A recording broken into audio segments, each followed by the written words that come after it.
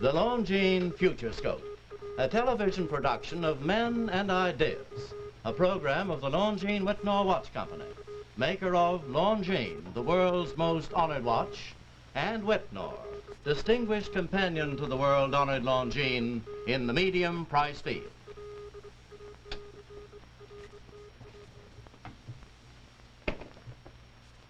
Wherever a man gather, ideas flow. At home, at the club, or here, over coffee, in the Longines Whitnall Trophy Room.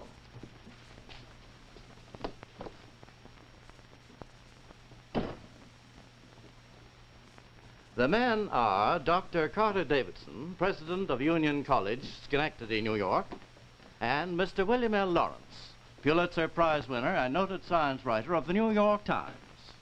Men and ideas. Ideas that govern the destiny of men.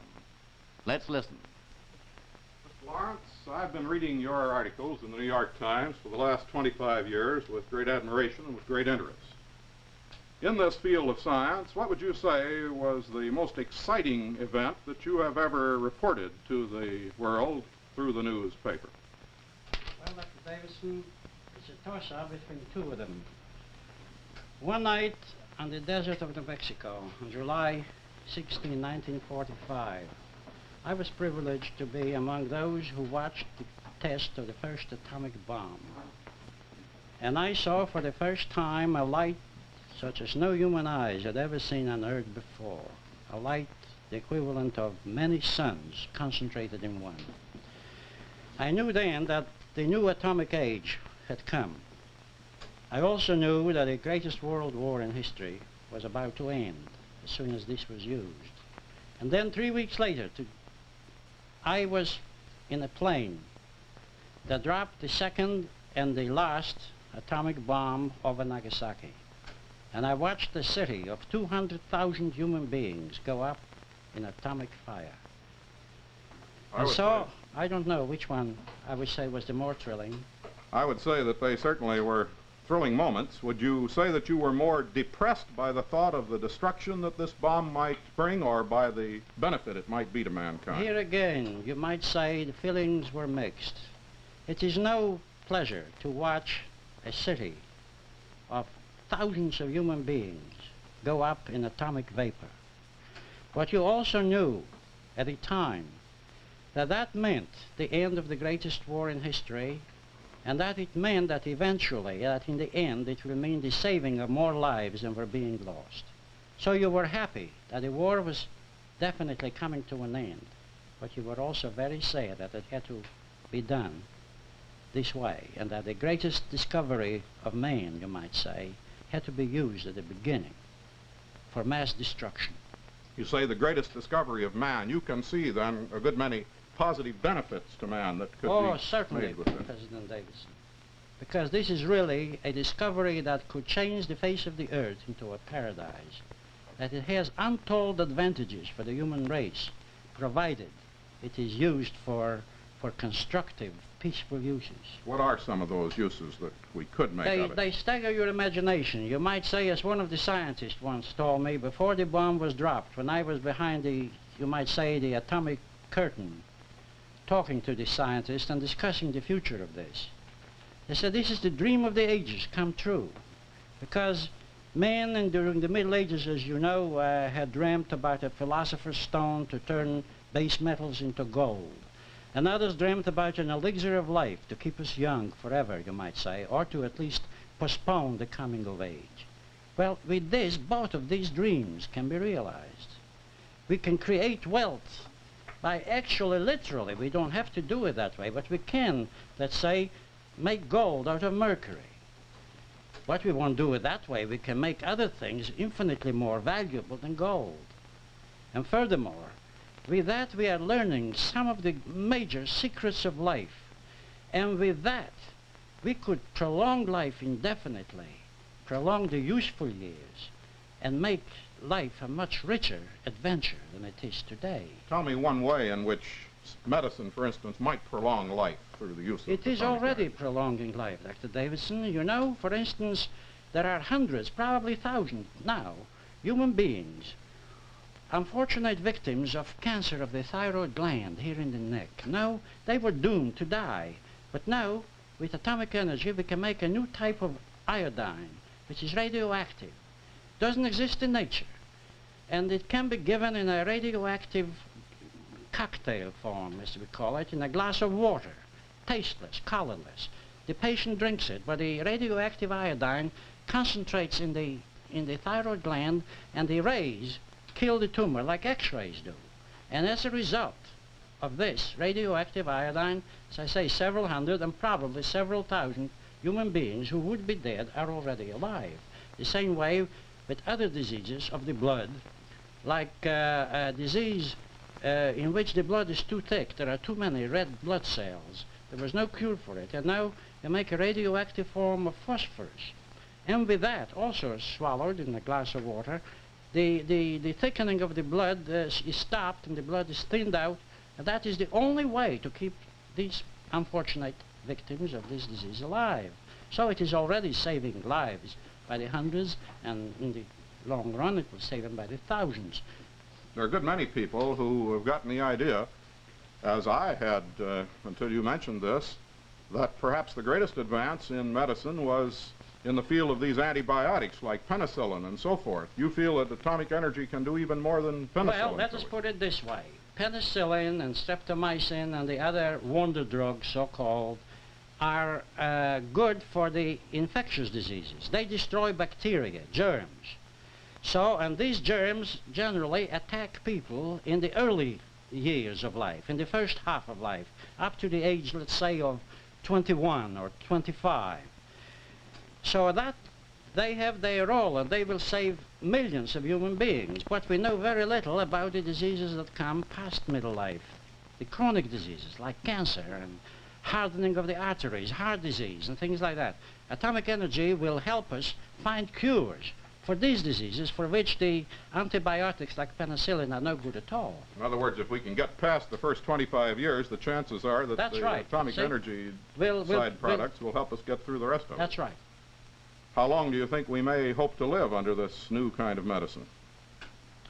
I think as long as really as the biblical lifespan of 120 years. I would say that that is the allotted span for man. In other words, man is the only animal that doesn't live as long as his allotted span. His allotted span, according to theory, is 120, 125 years. Well, that would be a remarkable world, wouldn't it, if we all lived to be 125 and if the people kept on coming as fast as they've been coming in recent years. Wouldn't the world get overpopulated? That would be the average. Some would live 150. What do we do about all the people that come in? Can we take care of them all in this world? Oh, yes, yes, no question at all. Right now, today, we have ways and means to produce food that would feed 4 times the population of the Earth. And with atomic energy, we will learn how to make food out of air, out of the carbon dioxide in the air and water, by enough to feed all the world's population, and more than the present world's population. In fact, if the world's population were to be quadrupled, we could still make enough. Well, the problem is not the question of food. The problem is the proper distribution. Well, if we have all this time, say that we retire when we're 65 and live to be 125, what are we going to do with all these extra 60 years on our lives? Does science have anything to suggest for that? Life will just begin at 70, probably at 75, because then man's mind, man's spirit will have developed enough wisdom to know really what to do with life, and by that time he will have really, made himself secure physically in the sense that he will be free to devote his time and his energies and to his spiritual development. He will then write books, create music, philosophize. He will really live a very much richer life than he did in the first 65 years. A lot of the young people are now talking as if they were going to be space traveling maybe when they grew a little bit older. Do you think that that might be one way in which we'd spend our time? Well, I hope not spend our time. We have to, if we travel, we have to have a place to get to, you know. If we want to get to the moon, we will have rockets to the moon in the next 25 years. I think we will possibly be able to have space stations, so-called, like artificial satellites that will travel around the Earth like the moon, you know. But it will all be done for a purpose to learn more about the universe we live in, and by such wisdom and knowledge to enrich our lives and to make ourselves really worthy of being human beings. I saw a movie the other day called Breaking Through the Sound Barrier, and it indicated that we are already getting up to twice the speed of sound in our rockets and in our airplanes. You feel then that that is a thing in the very near future? There is no question about it, Dr. Davidson, as we will be able already. These rockets can travel 4,000 miles an hour. There is no limit to the speed at which they could travel. We could make rockets that will go 15, 20,000 miles an hour if we want to. The question will merely be, will the human system be able to stand those accelerations? But recently we sent up mice in one of these V2 rockets. And they lived. So I think we will...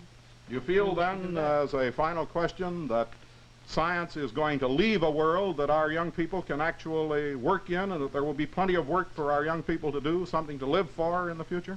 Man has been on Earth 1,000,000 years, Dr. Davidson, and life for him is just beginning. He's just a youngster of 1,000,000. The next 1,000,000 years are going to be much better and richer than they have done the first 1,000,000. There won't be any wars in the second 1,000,000. Do you think war can be eliminated? I think so. I think science is going to make it unnecessary. Science is going to stop it.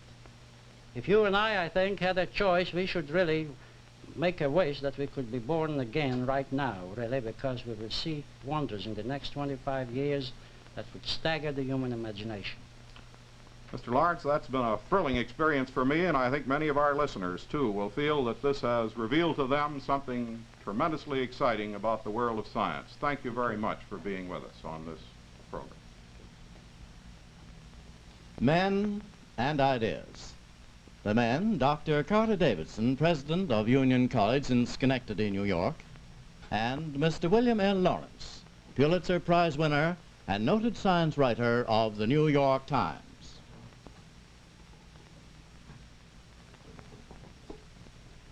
Men and Ideas made Longines the world's most honored watch.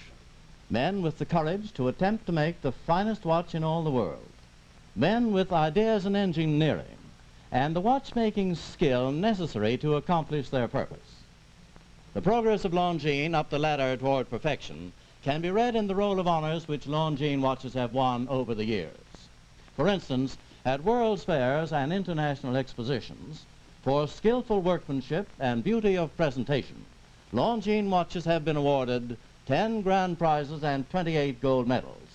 And in the competitive accuracy trials organized by great government observatories, Longines watches have made new records, won countless prizes for accuracy. The time may come when you may wish to buy for yourself, or as an important gift, just about the finest watch made anywhere in the world. Then choose Longines, the world's most honored watch, premier product of the Longines Whitnall Watch Company. Since 1866, maker of watches of the highest character.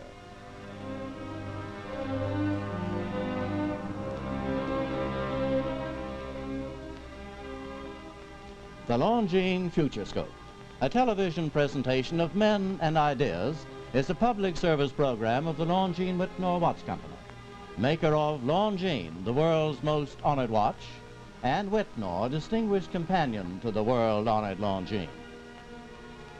This is Frank Knight, reminding you that Longines and Whitnall watches are sold and serviced from coast to coast by more than 4,000 leading jewelers who proudly display this emblem, Agency for Longines Whitnall Watches.